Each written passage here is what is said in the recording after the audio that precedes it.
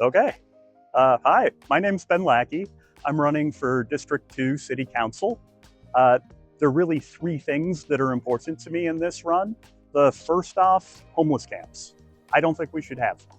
I think we should get people off the streets into proper shelters and just fix the situation rather than live through this false compassion where we just leave people on the street to die.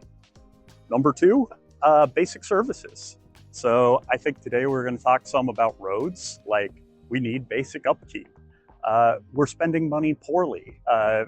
Famously, some city officials took a vacation to Suncadia Resort. Like, we need to end that kind of spending and spend on things that are actually productive. Third off, the Bayside trails. These trails were built in 1975. The city has let them fall into disrepair. I've reopened a third of the trails. I want to get the remaining 2/3 reopened. That's me. Today, we're going to be taking the Link train, and I believe it's the 42 bus after that. So enjoy the conversation, I guess.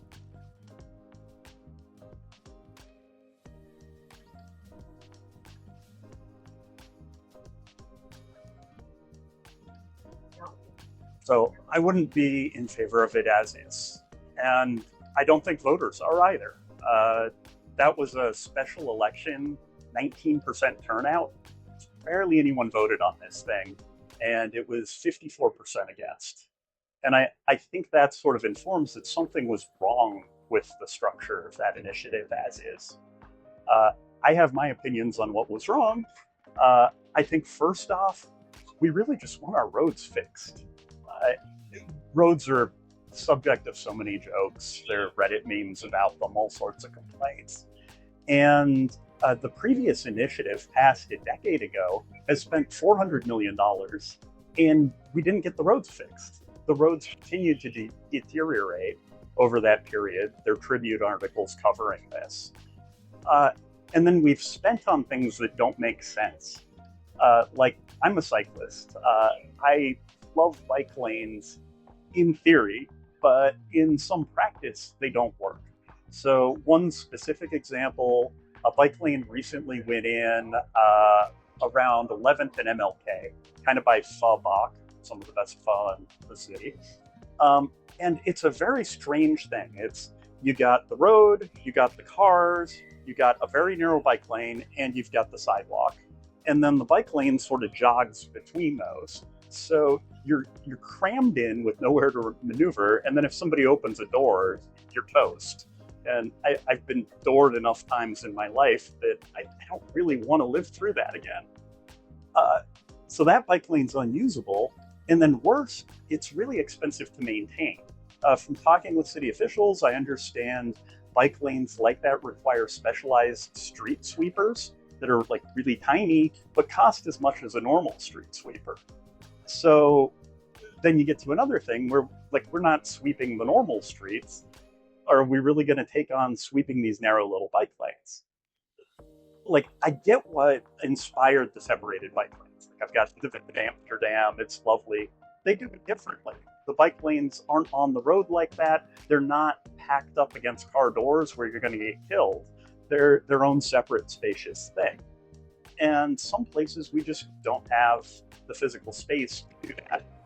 A much better bike lane runs kind of by Cook's Tavern, Brewers Row, that area up towards Proctor. And that's a much more normal bike lane. You got the sidewalk, you got the cars, you got the bike lane, and then you've got traffic over here. And if somebody opens a door, there's room to maneuver. If you need to pass another cyclist, there's room to maneuver, and so on. So, kind of to answer your question, I think funding to repair things is certainly needed. I think we need to think about how we're spending it and do that a lot more judiciously than we have today. And to use the bicycle example, just engaging cyclists and talking to them about what they actually want versus these ideas we may have in our heads about what is useful.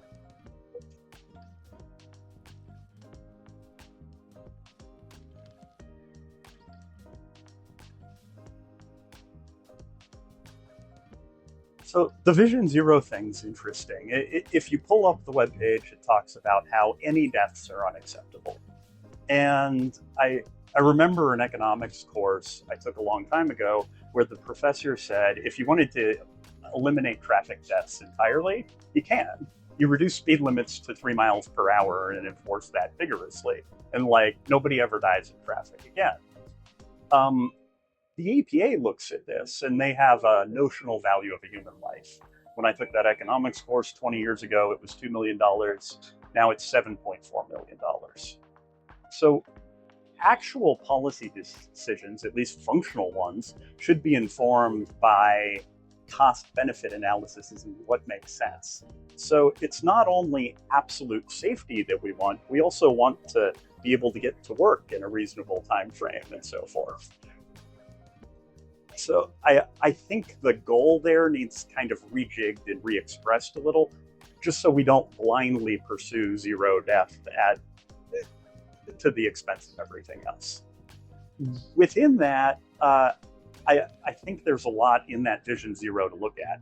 The survey was sort of interesting. It asked what people most wanted, which was kind of strange that the whole thing was based off a survey. But if you look at the survey, the top item was a concern about speeding, that people are speeding in neighborhoods and so forth. And we all have anecdotes to that. During the Kia Boys epidemic, we had multiple cars driven through our neighborhood, donuts, and then down into Garfield Gulch and crashed and bitched. My kid and my wife's sister were nearly killed when a drunk driver smashed through the fence at Garfield Park and nearly ran them over. Yeah, if you look at the Vision Zero survey, so top item is concern about speeding in neighborhoods. Bottom item is speed limits are too high. And I think that survey sort of informs what we all know. The issue isn't that there aren't enough laws. The issue is enforcement. People speed all the time. They aren't punished for it. And one thing missing from the whole Vision Zero framework that I really think needs to be put in there is a study of how many of these deaths occurred from people who were breaking an existing law. And if the answer is, as I suspect it is, the overwhelming majority, the solution here isn't more laws, it's simply enforcement.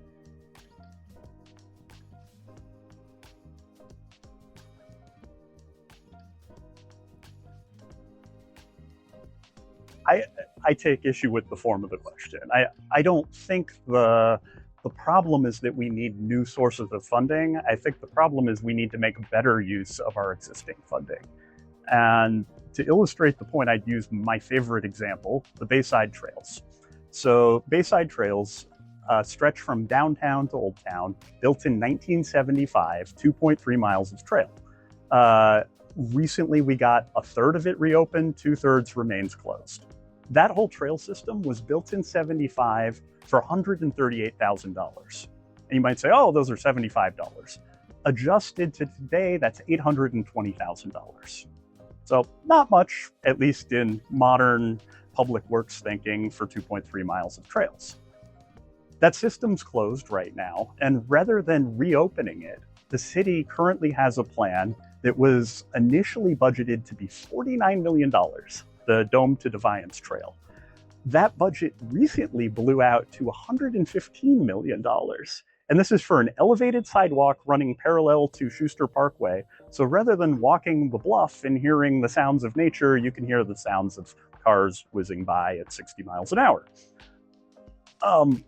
That's one problem with all this. But then as you dig a little bit into the spending, we've already started spending $19 million, and that's all on planning. We're not actually building a single thing. So I don't see any world in which just throwing more money at this is going to make it better. I think that $19 million, like, hold, stop, fix that, start directing that money towards doing something productive. And this particular project, this Shoreline Trail as it's called, I think we should really take a step back and try to decide if we even want to do it at all. because we could restore the existing trail system with volunteers or for thousands of dollars, at the top end, hundreds of thousands of dollars. We don't need to spend $100 million.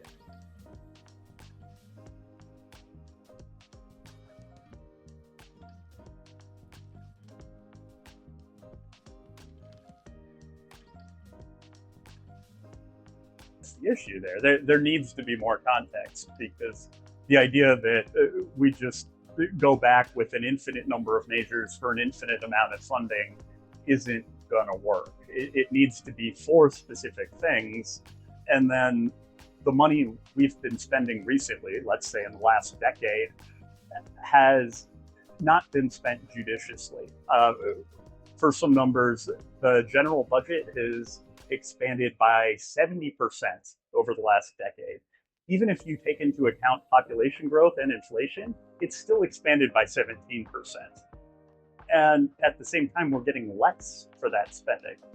So I really think we need to pull back and why do these things cost so much? Where is all this money going? But I guess that's my challenge with a lot of these. Once you scratch on the numbers and look at them, you're like, why? This doesn't make sense to me. And I think if we start to take a closer look at those things, we're going to find all sorts of places where there's money readily available that just isn't being spent in a way that makes sense. One of my favorites, back in April, the city approved another $3.6 million for fences aimed at keeping homeless people out of certain places. Just cut the funding to zero and spend it on something productive. And there are so many of those pockets that we could find money, pull it over to useful things without increasing these taxes.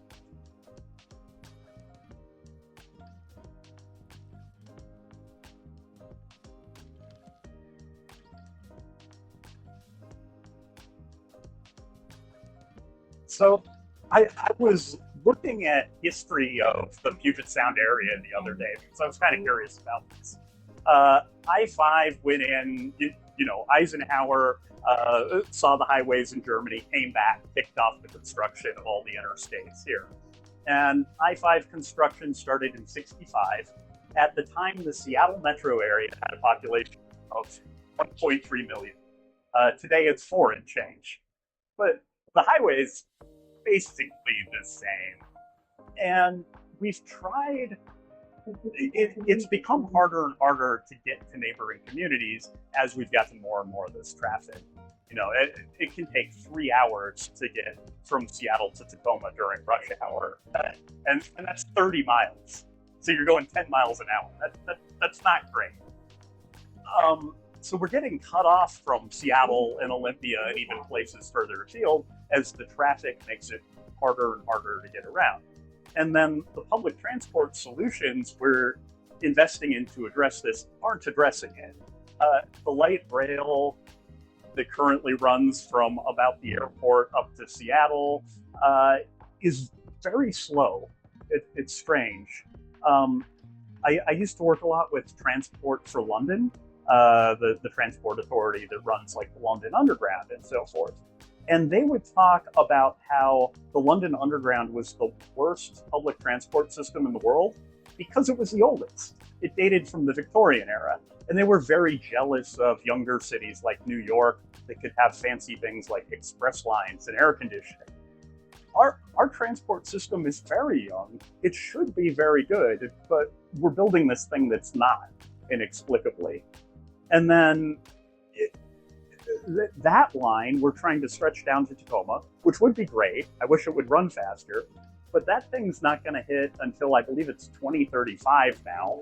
And that date has been kicked out I don't know how many times as long as I've been paying attention. And even when it arrives, it's not going to solve the problem.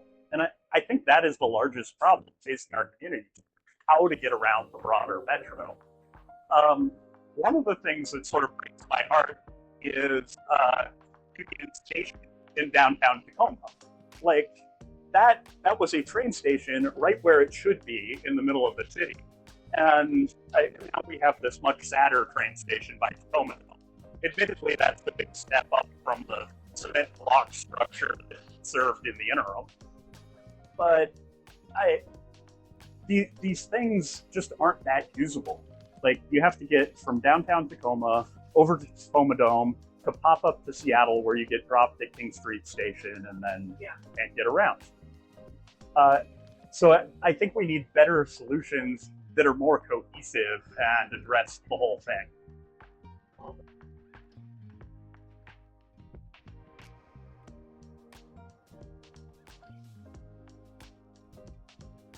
To focus on like fixing up all the amazing things we already have. I mean, the roads, everybody needs the roads. They do need to actually be smooth. We really need to fix that. From there are other things. Public spaces, the Bayside trails are one of my favorite. Turnouts along Marine View Drive that have been closed by the current city government. For bike paths, the bike path along Ruston Way. It's been there a while. Tree roots have disrupted it.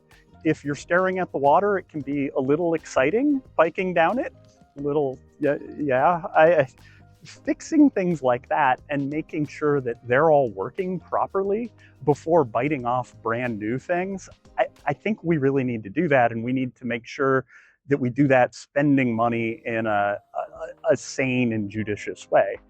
And if we sort those things out, then I think we can have the ambition to do much greater and much more exciting things. I like 3 totally crazy ideas I'm going to spitball. So one, I love the old Union Station. It's such a shame that we directed the rail line away from there. It makes it really hard to take the rail from downtown Tacoma to downtown Seattle or Olympia. I assume it's completely cost prohibitive to ever restore that and make it not a museum, but I wonder how bad that one is. So that's one example.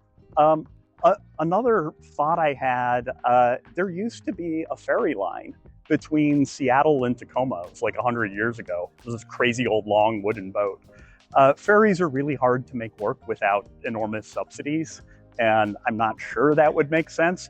I wonder if there's a way to get something like the Seattle Bremerton fast ferry, just ferrying people right up, smacking them downtown.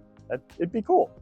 And then I'm going to throw out a completely crazy one, because I grew up reading a lot of optimistic sci-fi like Arthur C. Clarke, space elevators and stuff. Drones are increasingly becoming a thing. So we're seeing package deliveries from like Amazon and Wing's a Google subsidiary, delivering packages in Australia right now. I wonder if at some point, it seems inevitable to me, those things are going to be able to carry people. And at that point, you open up the third dimension to commuting, and you get your Jetson style getting around. And I feel like that would change everything. I hope I live long enough to finally see flying cars. People have been waiting a century, so maybe not. But more ambition, more judicious spending with what we have today.